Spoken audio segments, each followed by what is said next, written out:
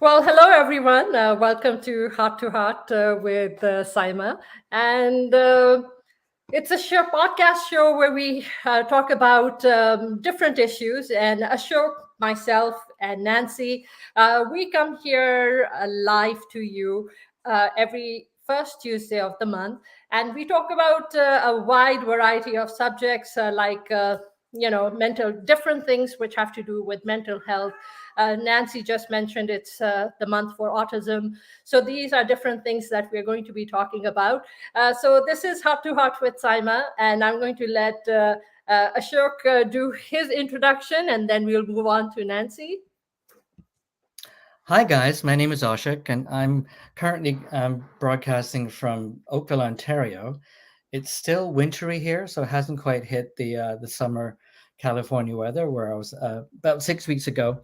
So I'm the founder of the Empathy Clinic, and my main focus is using empathy to treat my clients. I'm a psychiatrist, and I believe that a lot of conditions that I see are actually lapses of empathy, especially situations like post-traumatic stress disorder, especially from childhood trauma. And I've been doing that now for close to 40 years.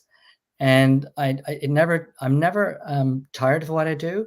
I'm inspired by what I do. And I'm hoping that empathy can be something I can spread more and more and get more people involved in using empathy to improve their relationships in general.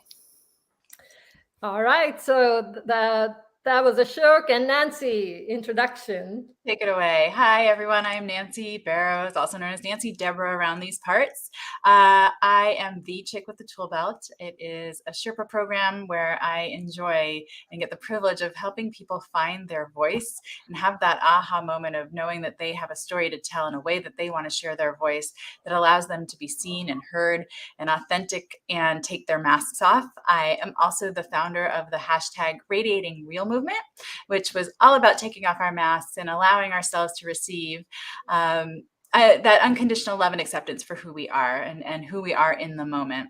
I live in Southern California. I am a speech language pathologist. I am a live stream host. I'm a human being, and I am flawed, and I am all sorts of other things. But yeah, I'm happy to be here. I feel blessed to have found this community.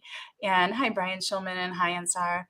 And yeah, I'm a speaker, and as a speech pathologist, it's hard to get me to be quiet. And I am the survivor and thriver of childhood trauma, sexual abuse, eating disorder, major depressive episodes. Which I've been around the block, and I'm still standing. And that's what I want other people to realize is possible.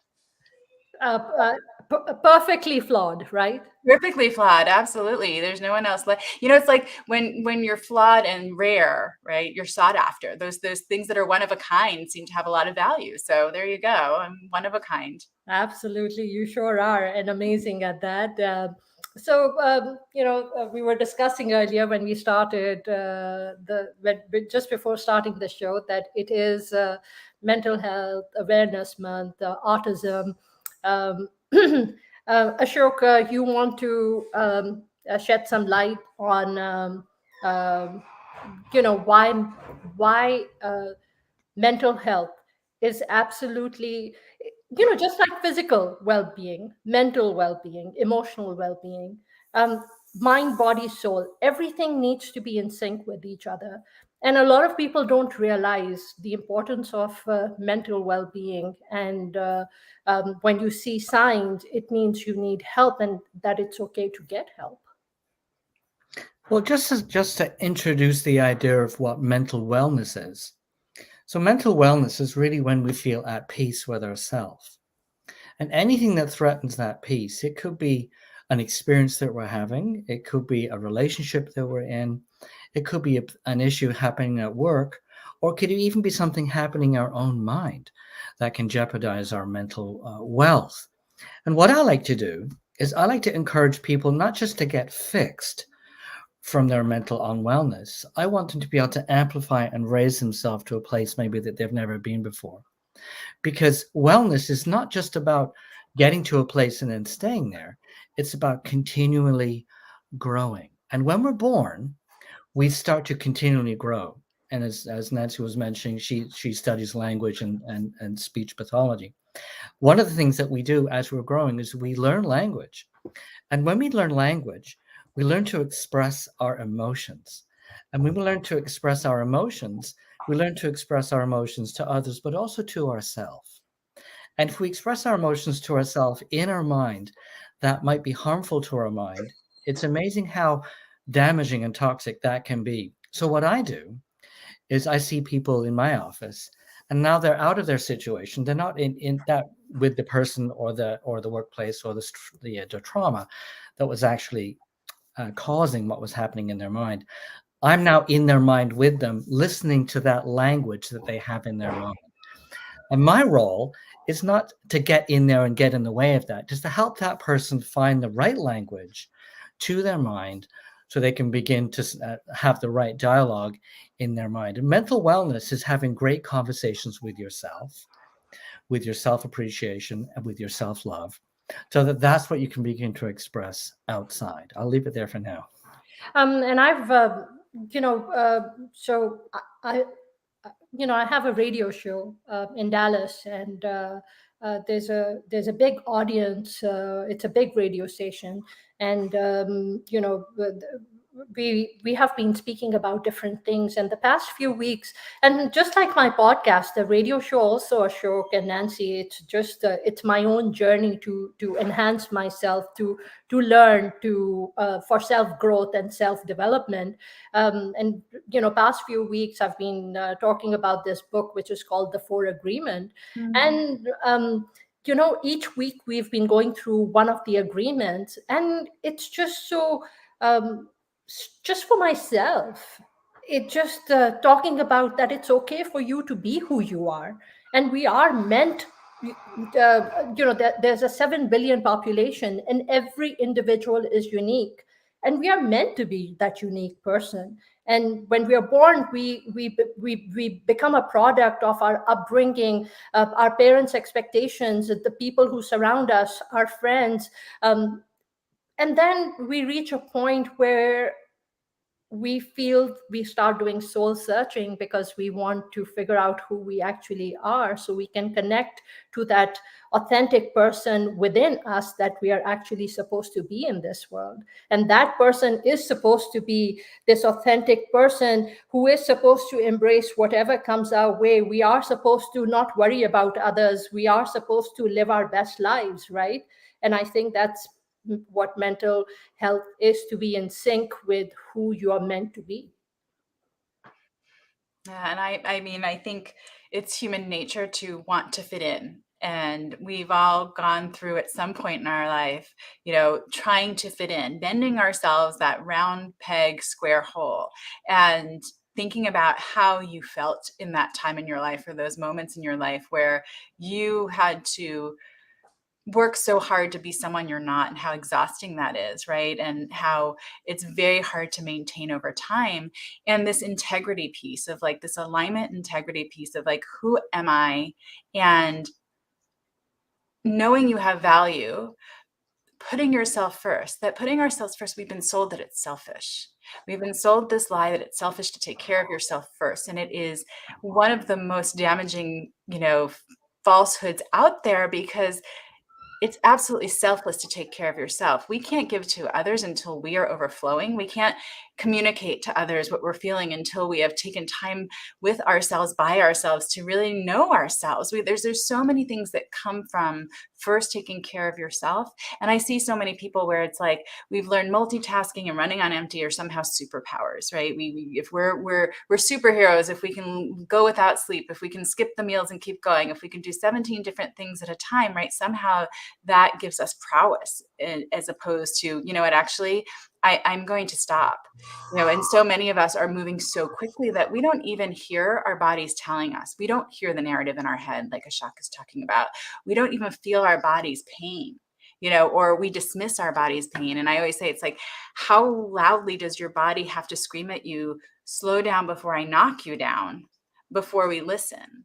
And until you are taking care of yourself and really aware of your own thoughts and even your own biases in the world and your own beliefs, and where we come from, judgment versus curiosity, it's very hard to achieve mental wellness, right? That place of contentment, that place of balance, that place of being available for yourself as much as you are for the people around you and in your life. You know, it's that internal report card that we have where I would never judge anyone against the scale that I judge myself against, and reminding myself that I deserve as much grace as the person standing next to me. And if I'm not treating myself with respect and honoring who I am and what my mind, body, and soul needs, how can I really expect others to do that if I'm not demonstrating how that looks and how to do that? I think it's also it's about owning your vulnerability, and I think we have been here on on this platform, whether it's been live streaming or just been talking about our own pain and our own journeys and our own losses and gains and downfalls, success, failures, just these different things, experiences of life. And so in public eye, we sit there and we talk about our imperfection, and I think that helps us become more uh, it helps us. I think that's what it's done for me. It's helped me heal. Go ahead, Ashok, please. I don't want to tread any toes here, but I think there's an essential core question that begins to happen probably around 5 years of age, and then we begin to work on that and hone that. And that is the question, who am I? This is the existential question. And that becomes more and more consolidated as we reach our teenage years. And hopefully by the time we reach adulthood, we've actually gotten to the answer to that question. The problem with that, though, is that for much of our developing years, we are told who we are. And also, events happen to us that influence our identity, and especially if it's a traumatic event. So oftentimes we identify ourselves or describe who we are according to the events that have taken place in our life. I am someone who has survived this. I am someone who has accomplished this. I am someone who has married this person or divorced that person. So the events of our life become part of the definition. And to begin to get to something that is closer to self-love, we have to begin to identify ourselves according to our inner conversation that is not cluttered by some of those negative ideas that I was mentioning before. And that's when who am I can actually be delivered from, hopefully, a place of discomfort, a place of mental unwellness, so that you can begin to define yourself and refine yourself and continue to grow. Nancy? I mean, I grew up with, trauma. So my identity was based on maintaining a secret. Right. So what everyone could see who I was defined not by who I was at my core, but who I needed to be to survive. And in my case, survival meant that nobody could know this secret. Everybody could, had to see this version of me that didn't make you look twice for any reason, right? You're not too exceptional. You're not falling too far behind. Well, what looks good? Well, I'm going to be, I play sports in high school, and I'm active in my, social community, all these things. But all the while I had been handed my identity by circumstances. Right. And that speaks so true to me. And I think many of us are handed who we are, and I don't think it's always through negative events or malicious, intents, but it's the way things sort of happen for most of us. And I think, like Saima said, as she journeyed and really found herself, like at some point she was sort of like, who am I? Who do I want to be? Who, like, I'm willing to roll What up have I done? Right. So who am I? What have I done? How did I get here? And we start to look, and often it's a very critical journey, right? We often start to look at, what have I done? Why did I do that? This regret, that regret. And for me personally, it became a matter of being grateful for all of it. Right? Grateful for all the ups, all the downs, all the good, all the bad, because they had made me who I am today. Right. Absolutely. And then if you can get good with that part and really like who you are, well, that's a beautiful handshake. Right. my experience has made me who I am, and I like who I am, and therefore, right, you don't have to sit in that regret and that imposter syndrome and all of those things that we struggle with. Now, I say all of this and will remind you all who are listening now or in replay, I am human. So it doesn't mean, like Ashok said, I don't get to mental wellness, hang it as a plaque on my wall, and I'm good and done. It doesn't mean these things and these thoughts that I'm immune to them and I never, have to deal with the things. Hi, Michael. Hi, Tim. I see you, Maria. I don't have to deal with the things that everybody else struggles with. It's not that a constant journey. Right. And it's not that I don't ever look in the mirror and go, ooh, right? Like, ooh, okay. But that internal narrative, I've gotten to the point where I say, you know what? If you don't like what you see in the mirror, walk away from the mirror. Right? Don't stare at yourself and beat yourself up. Walk away from it. Don't be a part of that. And so again, it's, for me, everything I've been through allows me to help others. The whole Radiating Real campaign and developing the Chick with the Tool Belt came from the fact that I had all these tools from having lived life. And one of the most important tools that I have learned to use and share with others is being real, right? Show up in the ugly, unsexy, snotty moments. Show up when you absolutely do not want to, because those are the places where we connect more deeply because we feel like, wow, somebody else is being vulnerable with us. I can relate to that. It's that thing where everybody's out there. If you have curated content, we're literally killing one another. People are looking at that and feeling like they're failing, feeling like they're not getting it right. I thought I was failing at divorce. We've talked about this. I actually said to a friend I was failing at divorce. How do you fail at divorce? Well, in my mind, I had seen other women go through it far more gracefully than I was. The reality is, I hadn't seen them go through it at all. I had seen the parts that they were willing to show. Yeah. And that's true for everybody walking on the street, whatever it is. We all have our story. It's an important, powerful, impactful story, but we're all journeying and we are all human. So that's my thing about assume the best in people. Assume they're doing their best. Assume they have great intentions, because everybody's fighting a battle that, we were not always privy to the full story. And for me, again, if I go back to the fact of that golden handshake of what I've been through made me who I am today. And I like who I am. I like what I We can. like you too. Thank you. It's not without hard work. It wasn't, it was years of work. I'm 40 and thank you. It was years of work, years and years of work to get to the point where I can notice when I'm falling into old patterns. Like I said, I am just as susceptible to these things as every other person out there.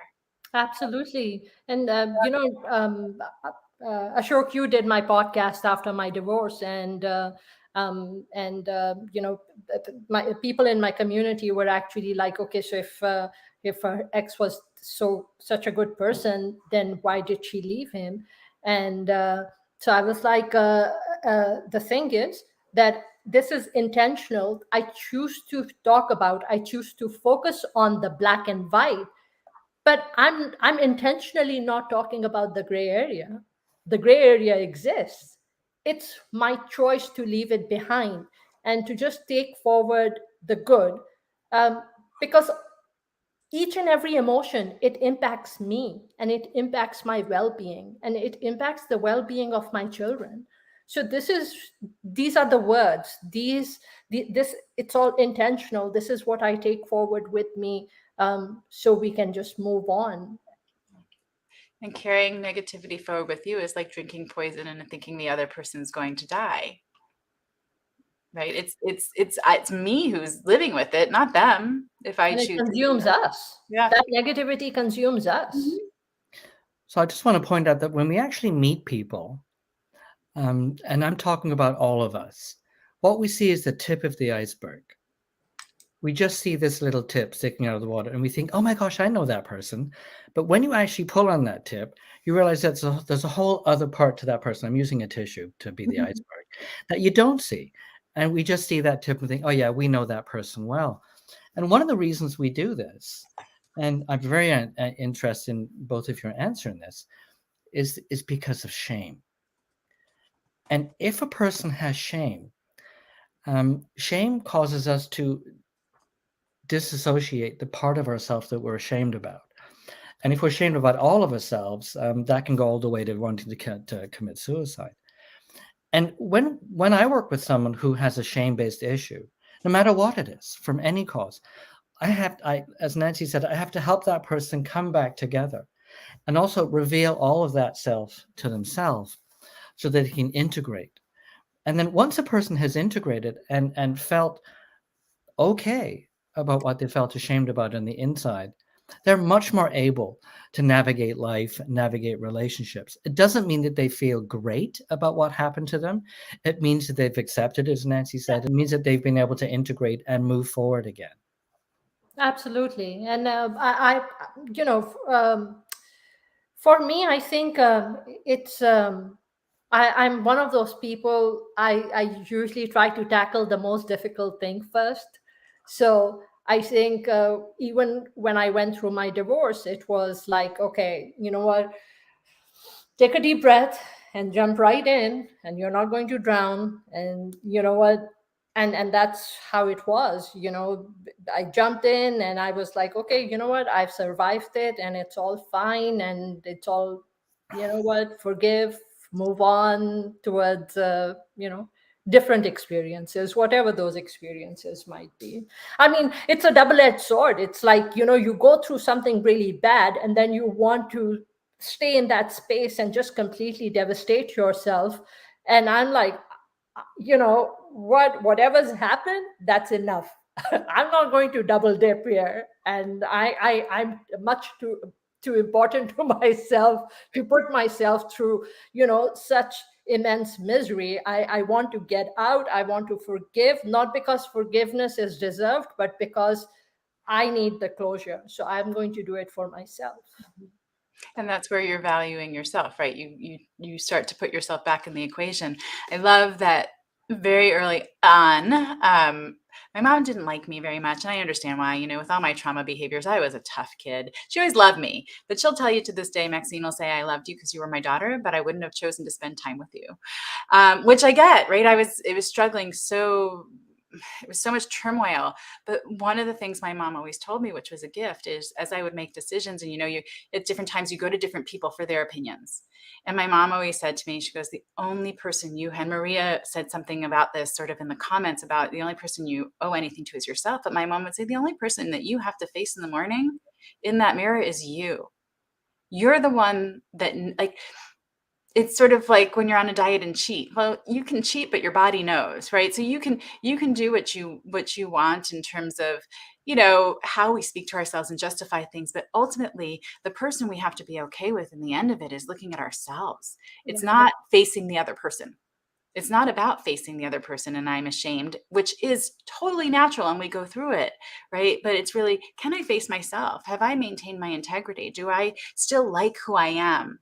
Am I proud and can I stand tall? And Maria said, yes, it's cultural too. Like there's all these factors that go into. Listen, my family is totally, my mom still to this day doesn't like when I visit her that I go out in my pajamas to get the newspaper at the end of the driveway. Like to her, that is in Yiddish a shanda. Like, oh my gosh, what are you doing? People are going to see you in your pajamas.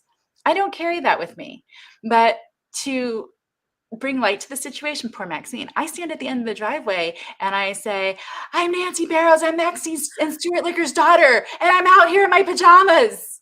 And then I turn around and go back in the house because I can face myself that I was outside and I sleep in clothes essentially, right? And anyone who's uncomfortable with that, it's not about me. It's really about them. And, my mom was raised by a mom where like in houses where what's going on inside of your house, no one knows culturally, no one knows what's going on inside of your house. That stays home. You go out with your face done, your hair done, your outfit on, and doesn't matter what's happening inside. The world thinks we are all perfect. And that's what we display on social media too, right? We show only the perfect pictures, and they are edited pictures. They are using filters, and I mean, that's what it is, right? When you meet people in person, you're like, oh, is that you? Hi, yeah, that's you. I think that's a really days we're not feeling our best, and go ahead and throw on the filter. But my thing, again, radiating real chick with a tool belt, is all about getting comfortable with being you, Yeah. whatever that is, Yeah. wherever you are, so that, hey, I feel like this picture looks like crap. I feel like I look tired and worn down and run out. And you guess what? I am. And so that's how I'm showing up. And I'm not going to cover it up because it's okay. It's real, right? But it's very hard for so many reasons. The person we've been told we're supposed to be, cultural norms of who we're supposed to be, within not societal norms of who we're supposed. Like, there's so much pressure, and it takes so much to break free of that. And it's one of the reasons I love this community, right? This community gives endless permission, without judgment, with unconditional love, for you to be you. And if you show up otherwise, they're not interested. Right? We all feel that in us, that inauthentic piece when people show up as they're not, right? And it makes it hard to get to know someone if they're unwilling to be real and vulnerable. You can only get so close.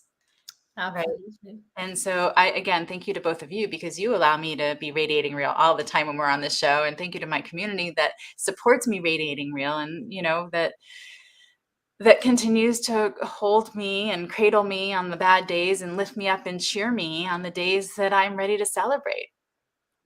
And I think that's what it needs to be, right? Um, just uplift each other. And I mean, that's all you can do is, right, be kind to each other. Ashok, so your empathy clinic. So, okay, I hate to say this in front of you, but sometimes my older daughter says, Mom, you lack empathy. Because I don't want to listen to her cribbing constantly. So, so she's not in the house. So that's why I went Talk public about with it. this statement. So, Ashok, tell us about empathy. If my daughter feels that I lack empathy, how do I build empathy? Well, first of all, I think we have to realize that I bill myself as an empathic person, but that doesn't mean that I'm empathic all the time. Yeah. You'd have to speak to my wife and kids about that. They might say that I'm a bad listener, I'm crabby, I'm irritable, and sometimes I can be an ogre. So I think the capacity for empathy is something that we need to manage, because there are some people who are hyper empathic and they get flooded all the time and they can't function, like Nancy's saying. And there's some people who lack empathy. But I think of empathy as kind of a dimmer switch, where if I'm going into my office, I'm working with someone, I'm going to turn it up. And then if I'm in my regular life with people, I'm going to turn it down a bit. And if I'm with someone who's narcissistic, and they're going to suck the soul out of me, I'm going to turn it right down. And I might be a bit of an ogre with that person.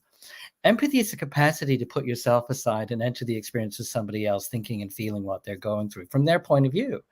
That's kind of impossible. It's kind of hard to not be who you are and try and enter the space of somebody else. And empathy actually requires you to kind of self-negate, get yourself off the screen, and imagine the other person. It is impossible. But I try to do that.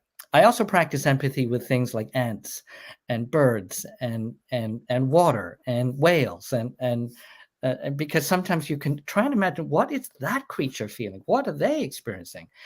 And when you really, really try to do that, it's a wonderful feeling, because you can actually kind of leave yourself momentarily and enter the experience of that thing. But so when someone says that you lack empathy, that means that you cannot imagine the experience of somebody else. You cannot imagine the thoughts and feelings of somebody else. And sadly and tragically, there are some people who are like that. And if I get a chance to meet them, I can actually help quite a few of them, not all of them, of course. But the way to increase your empathy is to ask a question. How does that feel to you? And the next thing you have to do is listen super, super carefully, because you have to stop thinking what you're thinking and feeling like saying, and start listening to what they're thinking and feeling. As if you had to write it out or film the movie, you could do a pretty good job of describing what they're experiencing. Ashok, I think in the past decade, there was just a lot of turbulence that I experienced in different forms. And I think it was my way of trying to figure out what was going on, or not even figure out, but it was just my way of handling it, where because I could not understand, I think I went and I hid in my room, and because I was trying to figure things out, and when I couldn't, I was just trying to hide, because I just couldn't take, and I reached that point where I just couldn't take it anymore. So I think that's perhaps a reason why she felt that I'm not there, because I just couldn't absorb it anymore. So I developed that shell of protection to just kind of safeguard myself, perhaps a survival skill, until I actually, he during 2020, when we were quarantined, and I spent that time just healing, and then I spent that time listening to my daughters and listening to them when they were saying that, Mom, you're just keeping everything inside. You're bad at communication, and you need to communicate. You need to tell us what you're feeling, what you're experiencing, show your emotions so that you can process those emotions. So I think that's when I'm at a much better place right now. I'm more healed, and I sit there, and when they talk to me, I sit there and I try my best to listen to whatever it is that they are telling me that I'm missing and I'm not doing right. Listen to them so I can do a better job, so I can be a better mom. Well, and I think there's this narrative that as a parent, as a mom especially, you're supposed to be able to take it all on endlessly, right? You should be able to take on all the hurt, sadness that your children are going through endlessly, right? And be there for that. And it's hard to me. What I've learned is being empathetic, being an empath requires really strong boundaries, which is what Right. Ashok was saying, is like, you turn it down, you turn it up. It really does require strong boundaries. And I think as you healed, your sense of self, the edges came into focus. It was no longer fuzzy. And so your boundaries became clear and strong, and you could listen without taking it all in the same way, right? Without taking it in on this personal level or wherever it was hitting you that was becoming overwhelming. And I think there's a lot of us out there. I always joke that I have an overdeveloped sense of empathy. I'm the one who, there's one green leaf on the plant, everyone else would throw it away. And I'm like, but it's trying. I can't. It's trying, and having those boundaries to be able to say, okay, I'm going to share this space with someone, and I'm going to be here, and I can imagine what it's like to be in your shoes and what your experience is, but I'm not going to take it on. I'm going to be in this space with you. I will be present, but I'm not going to own it. I'm just going to sort of be here in this moment and experience it with you. That's difficult, though. It's so hard. It's so hard. I give people like you who do what you do. I have cried to my therapist so many times where the pain is so raw and real. And I think about, if someone was like that in front of me, I would cry. Like I would feel all of that if you can't create those boundaries, right? It doesn't make us a bad person if we don't. You can crawl into the deep, dark hole with someone. Just make sure you leave yourself a rope to crawl back out. Yeah, I use a swimming analogy all the time. If someone's drowning in the water, you can just jump in and drown with them to try and save them. But if you can find a rope, as Nancy just said, and then you can get that out to them, then at least you can swim them into shore. Not so if you're drowning yourself with because of empathy, you're not going to be that helpful to somebody else. And the other point I want to make, again, around trauma, especially post-traumatic stress, is that I've often thought that PTSD in and of itself is an empathy disorder. Not so much that the person who has it lacks empathy, but they often lack the belief that nobody will understand or believe what I just went through, or how much or how frequently what I'm going through is happening, and so they hide it. And when someone finally does empathize with someone who has that belief, that can be life-changing for someone who has a PTSD problem, because now they believe that someone can empathize with them, and that's when that healing can begin to happen as well, because they can also empathize with themselves. Right. And I think that's why sharing your story is so important, right? That's the piece. I felt Ashok. You know what I do is my problem is as soon as I hear my kids say something, internally I'm getting into action and I'm constantly thinking, okay, how can I fix that? How do I take care of that? How do I uh, bring peace in the situation, or how do I make this happen for my daughter? So my insight is as soon as I'm listening, it's very difficult for me to keep myself kind of on the outside. I immediately start just being in that moment with my child. And there are times when my daughter tells me, Mom, you're just supposed to sit there and just listen. You're not supposed to dive in and try to save or salvage, or I don't need that. Don't I mean, there's only so much you can absorb, so don't absorb everything. But I automatically start doing it. Well, I think that's very male of you. A lot of men, when they're listening to particularly a woman describe a problem, they're thinking, well, how are we going to fix this, or what are we going to do to fix this? And most of the problems that we have as human beings are not necessarily as easily fixable. If you've broken a window, you can fix the window. But if you've broken the window of your soul, how do you fix that? And it's really, I mean, what for me, the most powerful thing I do when I'm quotes helping people is silently just be with them, listen to their story. And when they've stopped telling me their story, ask a question that gets them to tell me more of their story. And you might think, oh my gosh, he's just listening, he's not doing anything. It is so powerful when someone shares their whole emotional soul story with you that they've never shared with anybody else, and until they're speechless. And then sometimes you can say, well, maybe we can think of a way that we can apply some solution to that. But really what you do is you help them find their solutions. And if you provide someone with a solution too quickly, the message you're giving them is, I don't really have time to listen to your story. I just want to fix it so I can move on. And it has the actual effect of cutting the person off. The most powerful healing part, certainly in what I do in a therapy situation, is giving the person a chance to be heard and to be heard out, so they can get the innermost parts of their story out in a safe listening place. Yeah, I think I am a problem solver, so I think that's what I automatically start doing, is trying to find a solution to the problem. But well, and Saima, I actually put in the comments, because I think it is stereotypically male to like fix it, right? I think there's a societal thing of like, well, women can sit with your pain more easily, and I think it's a different way of approaching it. But I think it's universally human to want to release people we love from the pain and the struggle.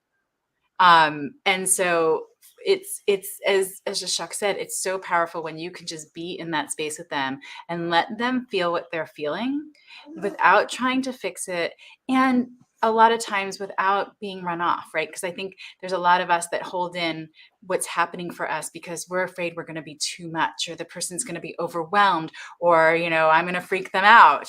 And so it's super powerful to just be able to be there, right? And ask, is this something you want to talk about in terms of like maybe some ideas, suggestions, solutions, or just, hey, I hear you, and this just sounds really hard. Like, it just sounds really hard to me. I think another problem we're having as a culture, certainly in North America, is we have an awful lot of people in living in big cities together closely. We have very little time. And the way to get people to say something is to create a sense of timelessness. Now, no, I'll see someone for an hour, so clearly I don't have timelessness, but it's the essence of the feeling that you have the patience to hear them out. And because we live in such a compressed kind of quick text, and oh my gosh, the guy hasn't texted me back. It's been 29 seconds. What do I do? And I've literally had, it's usually women in my office with their cell phones saying, what do I say? And they're waiting with their phone in the middle of the session to say he hasn't or she hasn't texted back yet. So we've actually created an impatience in how much time we have to actually hear each other out. And I think in olden times, especially when we couldn't fix very much, we just spent time with each other, soothing each other, hugging each other, holding each other, saying, let's hope that this gets better. And that in and of itself is very powerful. Now that we do have a lot more solutions because of all of our technology, we've forgotten that sense of time that we just need to sometimes just comfort each other and soothe each other. I mean, it's a time of instant gratification, right? I mean, if someone, right, tweets something or sends a message, you respond immediately. The first thing you do when you wake up is you're looking at your notifications on your phone, and I mean, that's the world we live in. We want answers immediately. And we have them. It's my leash. Like when I moved to a smartphone, it was like my conscious thought was like, okay, well now everyone expects me to be available, right? I text you, you text me right back. I email you, get right back. Like whatever it is, it's like I'm not. I miss the days, for lack of a better analogy, of when I had a pager and people had to wait till I found a phone. Like it's not immediate. And I've gotten really good about my boundaries with that. It's very hard. It's very. Yes, wait.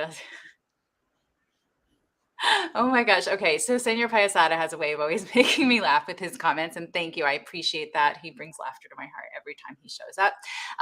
But getting boundaried with things, like my phone is set automatically to go to do not disturb at certain times. And I had a conversation with Alexandria Rosa recently, and I have been doing this for a long time, where it automatically goes to silent, where I won't check the notifications. I'm like, it's downtime. But she explained it as like, you need store hours. Like, when do you open and close to the world? When is it time that, hi, I'm available to everybody else, and sorry, I'm not, this is my time? Like, when do you flip the sign to closed? And that's so important. And it's like that place of that multitasking, that running on empty is coming back in this place where it's affecting us globally. We don't have time to listen to each other, right? We don't have time to let each other feel seen and heard. How did this get so flipped over? So that we don't have time to be human. And I think that has to be intentional. Absolutely. I have this friend of mine, and he's a CEO of this big company, and whenever we would meet with him or set a time to meet with him, he would just sit there and intentionally give us his undivided attention. It was just so amazing. We would sit there, whether it's an hour 15, hour 30, but that's time that he would block. He sits there, and he might even be listening, because he does listen to my shows. So, it's it's a very admirable quality, that you just feel, you feel important. You feel good that you're getting this, So Saima, do you remember in school when we would have to take notes when the professor was talking or the teacher was talking? That's what we were supposed to be doing. When someone's talking, it's kind of interesting if you actually imaginarily take notes. That way you have to pay attention, because there will be a test, which is when they say, what was I saying, or what do you think about that? And I think it's an interesting way to actively listen to people, to actually take notes in your mind. And and if you start practicing that, it gets easier. And when you're saying, how can I be more empathic with my children? If you sit down with them and say, I have all the time in the world, let me listen to you and take notes in your mind. And a really good thing to do when someone's talking to you is make a comment on something they've said already. That kind of proves you're listening. It always gets people encouraged to say more. And I think what we're saying here is that being acknowledged, having your heart, your mind, your soul acknowledged by somebody else, and saying somebody's name, for example, it's powerful. When you hear someone reflect what you've said, use your name, and that immediately creates a much safer place. And also, if there's mental health issues or healing issues, that can make that person grow a little bit as well. And I'm going to share just a quick story that's like exactly this. I work in the area of special education, and I work with kids that are really struggling on a bunch of different levels typically. And when you can't communicate your wants, needs, ideas, your emotions, and you don't have another way, we see a lot of behaviors, right? Things that are happening. And I'm testing the adults around me. Are you going to do the same thing all the other ones are? And I remember having a kid that was having a really hard time and sitting with them on the floor and saying, hey, listen, I have other things to do, but nothing I have to do is more important than being here with you right now. Wow, that's powerful. Best friend, right? Best friend. The kid was like, what? Like, you're not going to be like, fine, you don't want to talk? I'm going to move on to the next. Like, nope, I'm here. Like, there's nothing, I have things to do, but there's nothing more important than being right here with you. And that is like, right, if you think about it, isn't that what we all want to hear? Like, nothing in this You want moment. to feel important, right? Right. Nothing in this moment In is more someone's life, in anyone's life. right. It didn't have to be a 7-year-old that, was just, screaming for someone to say, hey, listen, Yeah. I see you. If you had a better way of telling me, I know you would. And I'm not going to run away, and I'm not going to label you the bad kid, because again, I know it doesn't feel good to be on that other side of it. And if you could do it differently, you would do it differently. But that's what we need to be giving each other as human, not just as 7-year-olds, right? As humans, like, hey, tell me what's going on. Like, I've got other stuff. Don't worry about it. That's it. And it was such a powerful moment for me that, has stuck with me, because like, what a difference it made just by saying a few words. Did I get a ring on my tree? I'm saying that if this is us today, Uh-huh. the people, the versions of ourselves that we used to be, our inner rings, our inner children, are all inside of us all the time. When someone says something to us, it echoes right back to our little child inside, who desperately needs to be acknowledged and held and soothed. Yeah, there's powerful. Good job.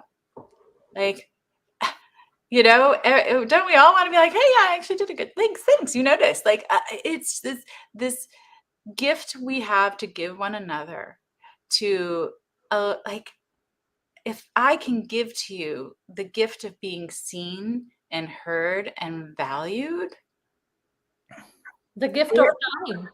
right? And not only like, but in my words, but in my actions, and to really show you, no, like, I hear you, I see you, I feel you, you matter, you're valuable. And it's the little things we do. It's so funny. Thanks, Brian Schulman, good job. I said to my brother when I was going through my divorce, I said, I know you're busy. I know you don't see what's going on every day. Do me a favor. Set a reminder in your phone to send me an emoji. I'll pretend like you're not getting reminded by your phone. I don't care that you're getting reminded by your phone, but that little emoji, or like, you got this, or like whatever, right? it makes you're thinking of me. I don't care if you're busy and your phone prompted you at this point, right? But you're thinking of me. Because actions speak louder than words. Words, absolutely. And the difference it makes when you feel like you have no one that thinks of you, cares, notices if you're there or not, to one person, is tremendous. It doesn't have to be everyone you know. One person that sees you, hears you, knows you're there, and reminds you, right, that you have a presence. You'd be missed. You're cared about. My time is on you. My mind is on you, even when we're not together. Makes a tremendous difference. And we all have that ability to give that to one another. And it doesn't take much. I mean, Facebook reminds me of birthdays, Sure. so I will send a quick happy birthday, or as I DM it, and literally, Nancy, there are women who tell me that I know, and some of them, they're just acquaintances. I don't really know them, but they will tell me that I know, even if no one else will wish me, I know you will wish me, because I've been wishing them for Right. years. Just Right. that quick happy birthday when Right. Facebook reminds me. Yeah. And sometimes it's those people, right, that are just our acquaintances, that take the time, right? That's like, okay, well, I know my family's going to do it, and I know my friend, like, but wow, this person just took a minute for me out of their busy day. Yeah. Huh, how lovely. Absolutely. I think the interesting idea of this is to prove to someone that you thought of them without a prompt. And I think when we think of something without a prompt, and we buy them a card and send them a card, or send them a message, and it's a surprise to that person, they know that you were holding them in mind when you weren't actually with them. And that's such a to be able to conjure somebody in your mind and let that person know you're thinking about them. That means that person now knows that even when we're not together, our souls are together. We are together in our thoughts, and that's a powerful, soothing idea for people. Well, and that's the thing is we all collect evidence for our narratives, right? And I was actually speaking about this yesterday on Rachel Druckenmiller's, where like there comes a point where other people have said things to me, right? Whether it was about my physical, about my attributes, and I would fight them on it. And there comes a point where I had to say, Nancy, are you really smarter than everyone you know? Like, are you so arrogant to think that you know better than if somebody says like, hey, thinking of you, or, oh, I love your sweater, or whatever it is. Like, we have the ability to help people change their narrative to a positive by giving them evidence to the contrary of what their negative thoughts are. And at some point, like I said, it's like, I'm not smarter than everyone I know. And the people I love and keep close to me, I keep close to me because they are wise. They have that, they add value to my life in so many ways and so many different levels. And so there it is, right? That little bit, and yes, it'd be nice to be unprompted, and often it is. But for me, it's like, you even took the time to put it in your phone because you didn't want to forget to let me know.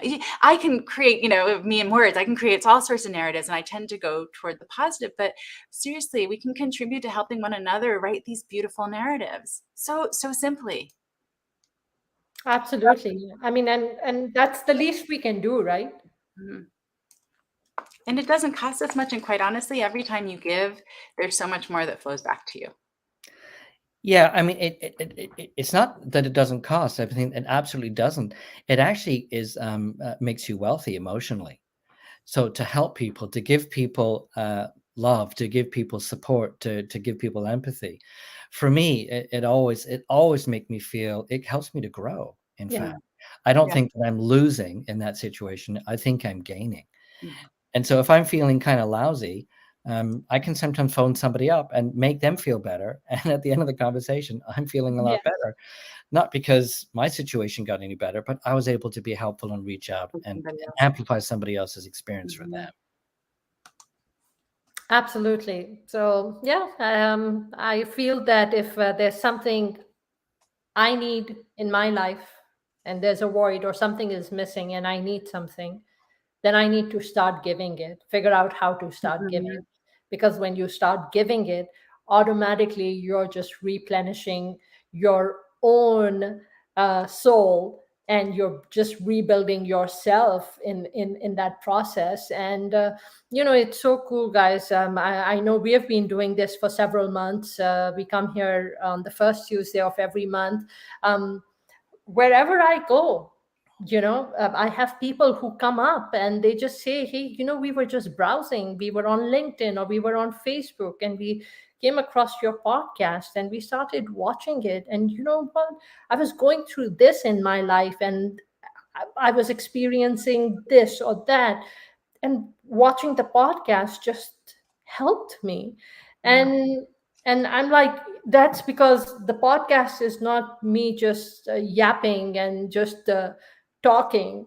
The podcast is ev- other people sharing their wisdom, and it is me learning from them. So in the process, when I'm learning and enhancing and it's something that's helping me heal. In the same process, it's like it comes across someone else and it helps them heal at the same time. Absolutely. I agree.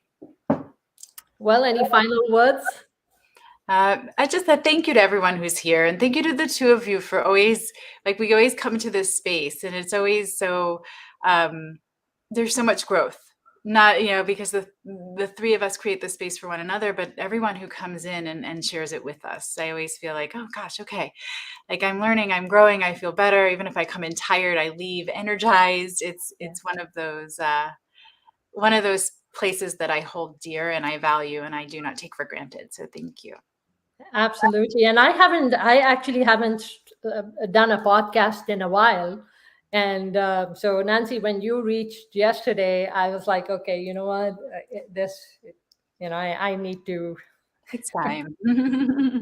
So thank you guys for being here and for being a part of my journey and being a part of my healing process. I do value and appreciate both of you a lot. So much wisdom, so much I learned from you guys. So thank you for being a part of my journey. I did want to say to Tim that I'm not going to play guitar tonight, but Why not?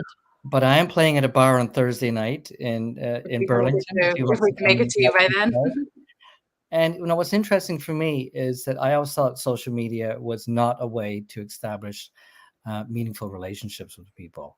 And what's really interesting is I've met so many people and established relationships, even though it's virtual, that we can actually enhance our hearts by reaching out to each other and supporting each other. And I want to thank both of you for helping me do that and to have known you for this moment and the moments before and the future moments that we will have. Thank you. Always. So Ashok, I think on that note, next time when we come here, I think we need for you to play your guitar and play a song for us. Oh, you can do it. You can do it, Ashok. I think on that note, maybe every show we should begin, or we should end it with a song of yours. Well, maybe we'll all sing a song together, guys. Well, showcase a talent every time.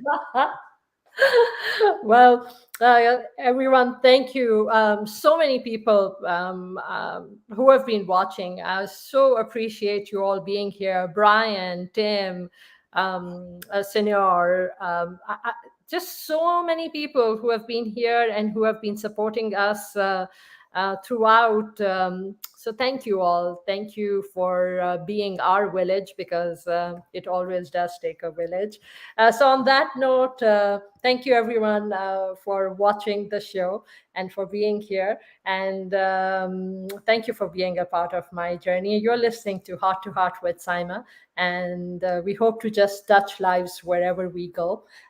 So with that, we're going to end the show. So let's see. Here we go.